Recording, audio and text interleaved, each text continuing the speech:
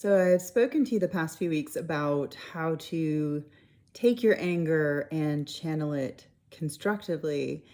And following my own advice, I actually decided at the spur of the moment to go and attend a protest in Washington, D.C. last weekend, a march, a women's march. It was a targeted action. The goal was to take up space, not get arrested. However, there was a very real chance that we would be. And one of the things that really impressed me, because I've never been one who wanted to get in trouble, I've always prided myself on the fact that I haven't been arrested. Um, and so going and actively doing something that was putting myself in risk and was putting my body on the line to make a political statement for a cause that I really believe passionately in was a big step, and it was scary. And I was going to DC. I was staying with a friend. However, she wasn't going to be there, so I didn't have a friend to attend the rally with. And one of the things that made it me more comfortable in this really uncomfortable situation was the preparation and the organization for Women's March and what they put into it. So, for example, I was on a bus to DC and received multiple emails, an invitation to a Slack channel, a toolkit with frequently asked questions. There were mandatory trainings. So I showed up the morning of to do the training, realizing that the cash they had told me to bring in case I got arrested, I had left at my friend's house. And so not only was I uncertain of my level of commitment and what I was willing to risk, but I also had unintentionally disobeyed one of the things that was going to make me feel better about mitigating my own risk. But they said, they had the training. I went to the training and they mentioned, even if there's a possibility that you might risk arrest, you need to fill out this jail support form. So I filled out the jail support form because they weren't going to go home until everybody went home. And they explained to us the three different scenarios that we might face. They explained what the charge would be. They explained what we needed to do to avoid getting a more serious charge and all sorts of things.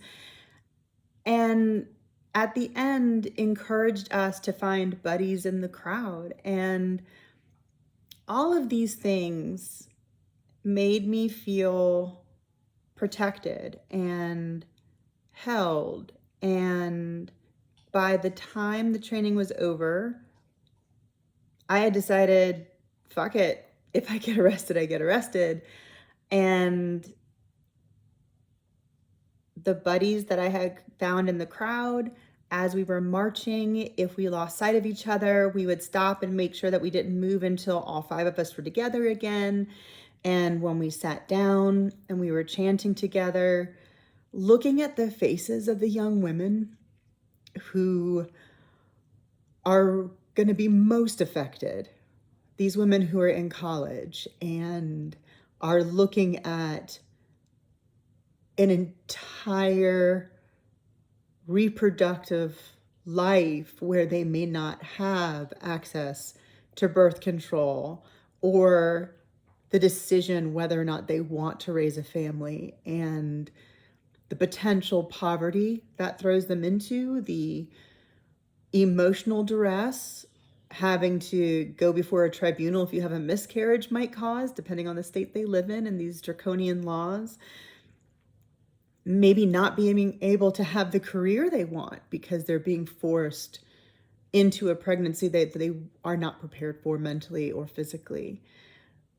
Maybe having to put their health at risk, or tinting the fun and the beautiful thing that is sexual relations between two people with this odd religious oppressive view of what sexuality is and what it's meant to do. Looking at these women's faces, and not just women, but also transgender men and non-binary human beings who also have a womb, who are also affected by what is happening right now to seize and control this segment of population, as we were chanting things like, show me what democracy looks like, this is what democracy looks like, or keep us safe. I was watching, because our backs were, we marched to the White House, we tied bands off our body bandanas to the bars, we sat down for an hour and we chanted. And as we were facing away from the White House, there was a line of volunteers who were there to protect us from looky-loos and to act as a barrier from counter-protesters. So we were in this friendly space, and then there was this line of media and cameras, and that was what it was too. But as I was looking at these young women who were chanting alongside us and with us, keep us safe, that really hit me in a soft space.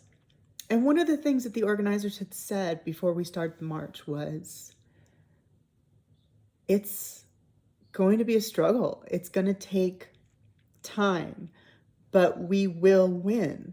And if we want to be successful, we all have to get comfortable being uncomfortable. And that is something that's so hard for people. We're so used to armchair quarterbacking. We're so used to watching other lives spool by and not taking action for ourselves, not protesting, not putting ourselves in the line, not wanting to get in trouble, not wanting to cause a ruckus, not wanting to upset people. And now is the best time that I can think of, with so many other rights on the line. We already have reproductive freedoms being revoked. The same standard that had protected them also protected sexuality in the bedroom, that privacy, and what happens between two consenting adults. That affects gay marriage, that affects transgender rights, it affects so many things that we have fought so hard for, to have freedom from control, from governmental control. And if we want change to happen, we have to get really comfortable being uncomfortable. So I thought Women's March did that so well in the way that they prepared and they protected us, right? They said, don't worry about responding to the counter protesters. That's not your job. Your job is to march. We have volunteers who are buffers. Don't worry about answering questions. That is not your job. Your job is to march. We have people prepared and trained to do that. Don't worry about, and they just went down the list of everything we didn't have to worry about. So we just had one thing, right? So as you find these causes or these situations, or maybe even other opportunities for change personally, professionally, societally, figure out, what can you do, or what can you ask other people to do that can help prepare you so that you will feel more comfortable entering this uncertainty.